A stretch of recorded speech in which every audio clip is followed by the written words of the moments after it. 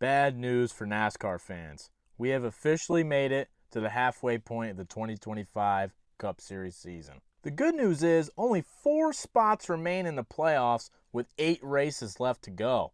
And with the 19th race of the Cup Series season being at Chicago this weekend, anything can happen. Will we make it to 16 different winners before the start of the playoffs? Or will there be more? Or am I just trying to film an exciting intro? I don't know, but there's paint schemes to review. Let's go. For the first time in paint scheme review history, Trackhouse forgot to upload their paint schemes to NASCAR.com. I will cut them some slack though, because they've had a big week. They mutually decided that Daniel Suarez isn't good enough to be in a Cup car anymore. Welcome to the Cup Series, Connor. 10. Austin Syndrome's race at Atlanta may have not lasted very long, but it lasted just long enough for me to win $90 on him winning the first stage. Thanks for redeeming yourself from the spring race just like I said you would. 6. I don't think it's possible for one guy to put 39 other cars into the turn 1 tire barrier, but if anybody can do it and pick up a miracle win to lock himself into the playoffs, or not, it's Austin Dillon. 7. Most of you probably assume, just like me, that Rage Energy is just a shitty knockoff of C4 energy drinks. It turns out that's not the case at all. They deal with industrial air compressors, which makes absolutely no sense. Noah, just keep this car out of the turn 6 tire barrier. Thanks. 7. I think Larson's currently going through the Hendrick Motorsports mid-season sleepy time. Since he kicked everybody's ass at Kansas, I feel like he's just kind of been showing up. He's about to wake up again here soon. Glaze on. 9. The pain of watching Brad Keselowski get past going into turn 1 on the final lap by Chase Elliott while his 65,000 blow buddies scream wildly in the grandstands can only be compared to a perfect nut tap. Because you see, a kick in the balls you can kind of see coming. A nut tap is like a ninja. It comes out of nowhere. All of a sudden, your nuts are tingling and your stomach hurts.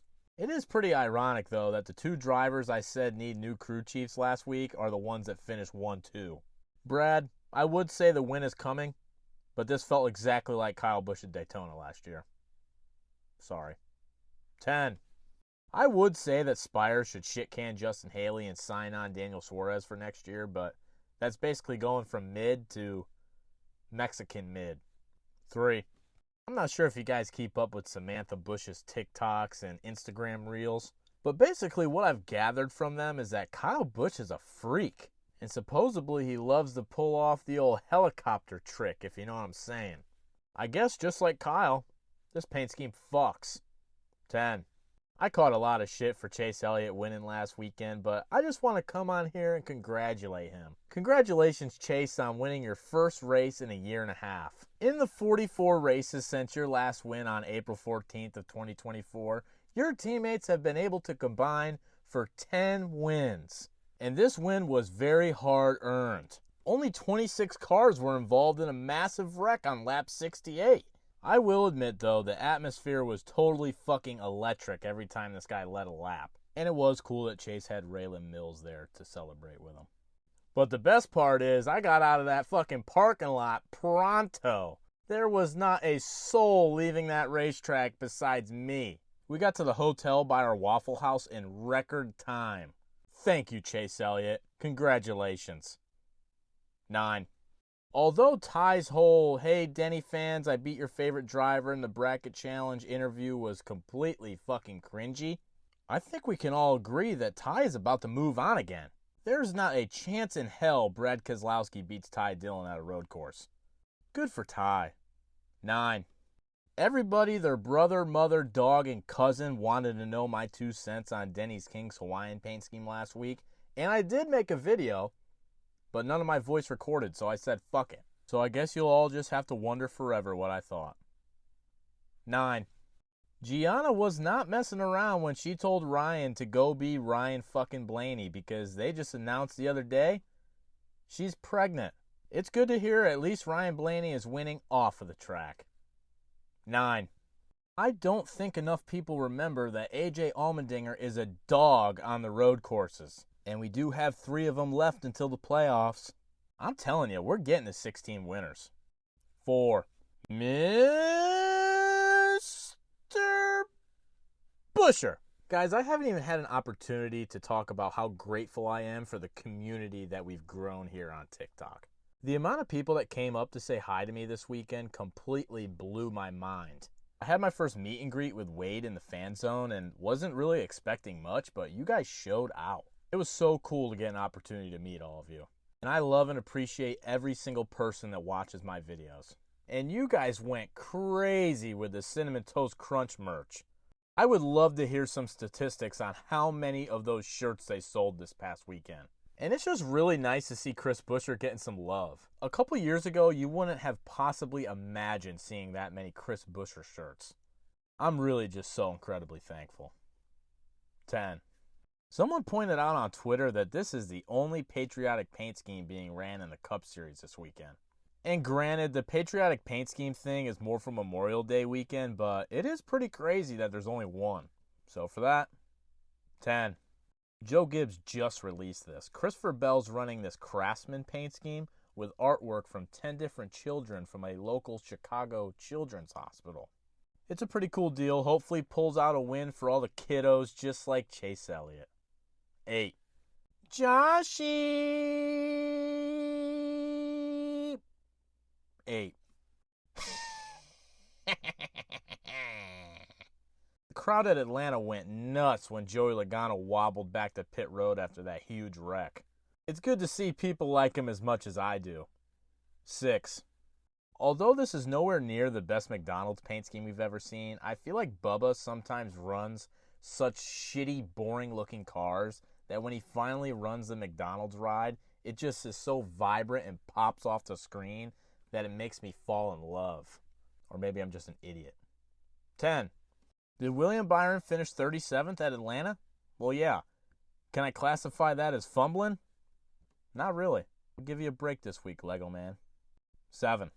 Grillos went HOTTOGO and brought the absolute heat with a brand new hot pickle car. I didn't even know hot pickles were a thing until 24 hours ago. Move over Jeff Gordon. This is a real flame car. Are you kidding? This repairs any damage that was made by sponsoring Ty Gibbs last weekend. I'm sorry, but this car is right there neck and neck with the Cinnamon Toast Crunch car. What a beauty. 10. Here's your weekly reminder that Riley Herbst does still exist. Although I'm not convinced that Lucy Breakers exist because I've never seen them before. 8. Why does this car look like it graduated from North Dakota State? It kind of disgusts me. 3. It's been far too long since I've been to Andy's, but they mess up my order every time. It does not matter what you order. They're just going to give you whatever they want anyway. But damn, it's good. 10. So yeah, Legacy Motor Club is actually really good now. I've actually fully convinced myself that John Hunter Nemechek is going to win the Daytona race. Can you believe that just came out of my mouth? But whatever this whole red number thing is, get rid of it. 0. Anybody that saw me on Saturday might have noticed I was carrying around a t-shirt. That was an Advent Health Eric Jones shirt for Emily. Thank you for employing my fiance. This paint scheme rocks. 10.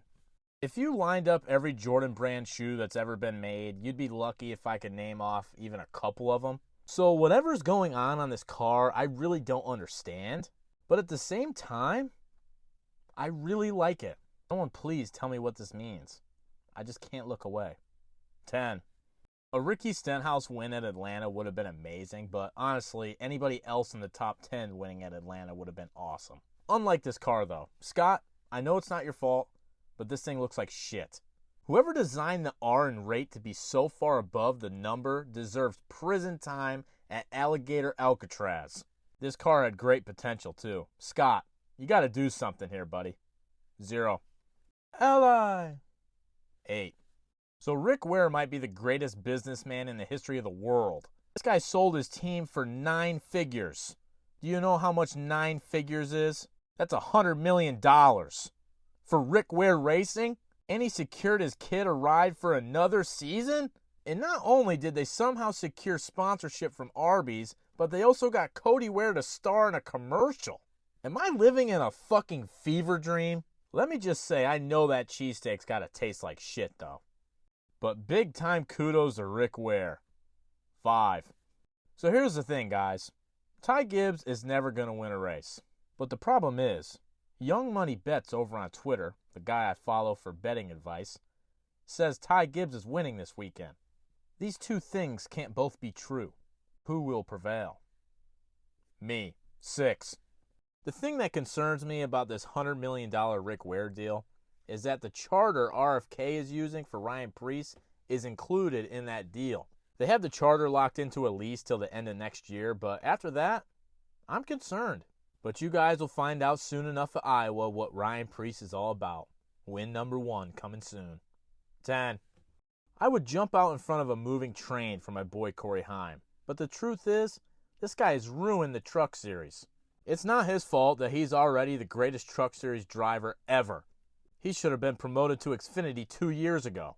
But damn, it is Heim time all the time now. Not only that, but they also got this guy driving around in the yellow highlighter car again.